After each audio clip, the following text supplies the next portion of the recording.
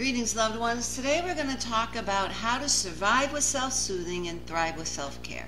Help us get these messages out. Please subscribe to our channel. Follow us on Facebook, Instagram, and Twitter. Hit the like and the notification bells, and please share these messages with others because you could save a life. We can experience immense pressure in our day-to-day lives, and we want to show up as our best selves for our work, relationships, and for ourselves. We can do so with regenerative practices in the form of self-care that contribute to a life worth living. There may be periods in our lives or times in our day or week we shift into a form of survival mode. And for this we need appropriate self-soothing survival skills. Say that 10 times fast. Self-soothing survival skills to get through the day, resist a self-destructive urge, or ride out intensely painful distress. So what is self-soothing? Let's define this word. Before we explore self-care, in order to thrive, we must have a foundation of self-soothing in order to survive. You already self-soothe yourself each day by breathing through a stressful moment, listening to music during your busy commute, or cuddling with your pet at the end of a long day. Self-soothing helps us survive the million of tiny crises of the everyday.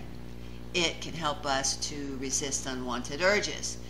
If you've ever resisted the urge to contact an ex by cleaning your whole apartment and getting rid of everything related to him, this is a form of self-soothing. These self-soothing techniques, they help us survive the present moment, and it can look like taking a bubble bath, eating something pleasurable, or watching a television show. Self-soothing should cause pleasure or joy that counteracts extreme distress, and it is important to give yourself permission to self-soothe. It can also serve to temporarily distract from a feeling or impulse that you find absolutely intolerable. And in this case, self-soothing can look like engaging in a fidget toy at work in order to keep a neutral expression at a meeting instead of exploding. But remember that self-soothing is only a temporary form of coping. Therefore, it is important to eventually return and tend to the original source of the distress. Distracting yourself with self-soothing is different from avoiding. So let's define self-care. In comparison, self-care may seem less fun than self-soothing. Self-care sets your future self up for success and stability by addressing basic needs such as eating nutritious food, attending to hygiene, engaging in physical movement, meditating, paying bills, tending to medical needs, going to therapy, etc. Self-care can look like keeping one attainable promise to yourself every single day. It can also look like showing up for yourself with the tough love a caregiver would show you. So what are the differences? Self-soothing and self-care can actually appear similar, but each has a different effect on our well-being. Engaging in self-care allows an individual to begin to thrive instead of just getting through the moment.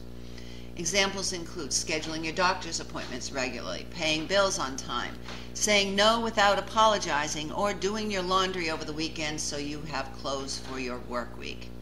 Self-care involves changing your habits. Now this might feel uncomfortable. You might even experience an urge to avoid it. If we are hoping to change, we know discomfort is a sign we are on the right track. Self-care can have a beneficial effect of representing ourselves and healing abuse, neglect, trauma, or confusion and pain from childhood.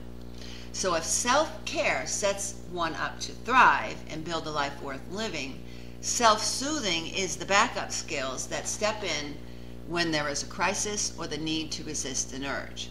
So self-soothing, it's also helpful in times when we just need to get through it and continue functioning because the circumstances don't allow us to fully integrate what we are feeling in that present moment. Self-soothing skills, they sit in your toolbox until you need them in, like that break in case of emergency type of situation. And practicing self-soothing skills when not in crisis is extremely important to building a reliable toolbox of skills. It's important to try skills out first since some may work better than others. Not all of them work the same for everybody. So let's talk about a few self-soothing techniques. A cornerstone of that toolbox can stress tolerance skills from what's called DBT, dialectical behavioral therapy. This is one set of DBT skills. They're called TIP skills. So each letter in TIP, TIP, stands for something. So the T in TIP stands for temperature. By engaging a reflex called the mammalian dive response with cold water or ice, you can calm yourself and your nervous system down within the normal amount of time you might take to have a bathroom break at work. So you can hold ice, a bag of frozen peas is perfect, or run cold water over your eyes and upper cheeks. Or you can hold your breath for 15 to 30 seconds, and soon your heart rate will slow and blood will be redirected to the heart and brain. The I in the TIP skill stands for intense energy. So you can calm the body down by channeling your stored up energy from emotions in a short, intense walk, doing jumping jacks, or something similar, even if it's just for a short while. Something to move the body real fast to get the energy out. Or try the P, paced breathing. Breathe deep into your belly for the count of 5 and out for the count of 7. In through the nose, out through the mouth. This will level up your paced breathing with paired muscle reaction. While breathing deeply into your belly, you tense your muscles enough to notice, but not enough to cramp. And once the tension is observed, you breathe out and let go of the tension while thinking or saying the word relax. Relax. Observe any difference and repeat as needed. These skills can help you regulate and lower the intensity of the emotions that you're experiencing in the moment, and can help you to come down from the edge of a crisis and stabilize fast in order to function and survive until you are able to find safety, relief, and release. And these skills are adaptable to different circumstances. Changing temperature could help ride the painful emotions of a crisis when receiving painful news or ending a relationship. Intense energy might help survive, tolerate, and resist the urge to engage in harmful habits you are working to change. Paced breathing could help you on the day of a big presentation you want to get over with, but you need to get through a whole day of work first. It can also help you to resist the urge to snap at your roommate or spouse who has one of those habits that just gets on your nerves. While it might be hard to run to the bathroom to splash cold water on your face in some circumstances, pacing your breathing is skill 1 that you can use anywhere at any time without anybody even knowing. And everyone needs the right tools to survive and thrive. Use these self-soothing techniques that incorporate physical sensations like the TIP skills to survive challenging moments or urges.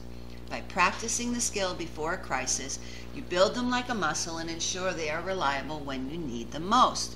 So think of these tools as ready to go in your ever-present toolbox. The point of using these tools is to feel physical pleasure, joy, or relief. In contrast, self-care is your regular practice of building and maintaining a life worth living. The question is not if you will encounter a victim of violence. The question before God is, what will you do when you do encounter them? You could be the person who saves a life. You are called. We are all called to be champions for justice. And those who suffer violence, they need to know that those who love them and those who don't even know them will step out and reach out and give them the help they need before it's too late.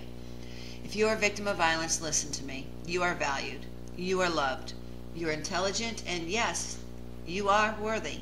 God doesn't want you to suffer violence. He wants you to live free from violence in peace and tranquility. I want you to know there is a way out. You're not trapped. And it is not your fault. Abuse is not love. When they say they love you and they abuse you, they're lying. And most of all, I want you to know that you are not alone. If you're a victim of violence, reach out to someone today.